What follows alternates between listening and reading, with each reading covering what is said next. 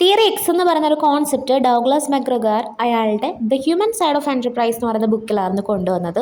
So ഇതിന് കുറച്ച് assumptions ഒക്കെ ഉണ്ട്. അതായത് ആളുകൾ അവരുടെ വർക്ക് ഇഷ്ടപ്പെടാതിരിക്കാനും അത് അവോയ്ഡ് ചെയ്യാനും വേണ്ടിയിട്ടും സാധ്യതയുണ്ട്. അതുപോലെ തന്നെ എംപ്ലോയേഴ്സ് സ്ട്രിക്റ്റ് സൂപ്പർവിഷൻ വേണമെന്നും അതുപോലെ തന്നെ അവർക്ക് അവരുടെ വർക്ക് ചെയ്ത് തീർക്കണമെങ്കിൽ കൺട്രോൾ വേണമെന്നും അത് സജഷൻ കൊടുക്കുന്നുണ്ട്.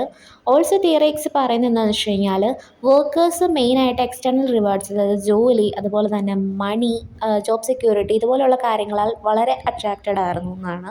അതുപോലെ തന്നെ അതോറിറ്റേറിയൻ ലീഡർഷിപ്പ്, അതുപോലെ തന്നെ ടോപ്പ് ഡിസിഷൻ മേക്കിംഗ് ഒക്കെ മാനേജേഴ്സ് ഈ തിയറി എക്സിലുള്ളവർ യൂസ് ചെയ്യുമെന്നും പറയുന്നുണ്ട്. ക്ലോസ് സൂപ്പർവിഷൻ, അതുപോലെ തന്നെ കൺട്രോൾ, അതുപോലെ തന്നെ റൂൾസ് ഉണ്ടാക്കുക, ഇതൊക്കെ പ്രൊഡക്ടിവിറ്റി ഉണ്ടാക്കുന്നു എന്നും പറയുന്നുണ്ട്. സോ ഇത് ഒരു ചെറിയ ഇൻവോൾവ്മെൻറ്റ് മാത്രമായിരിക്കും എംപ്ലോയീസിന് ഡിസിഷൻ മേക്കിംഗ് പ്രോസസ്സിൽ ഉണ്ടായിരിക്കുന്നത്.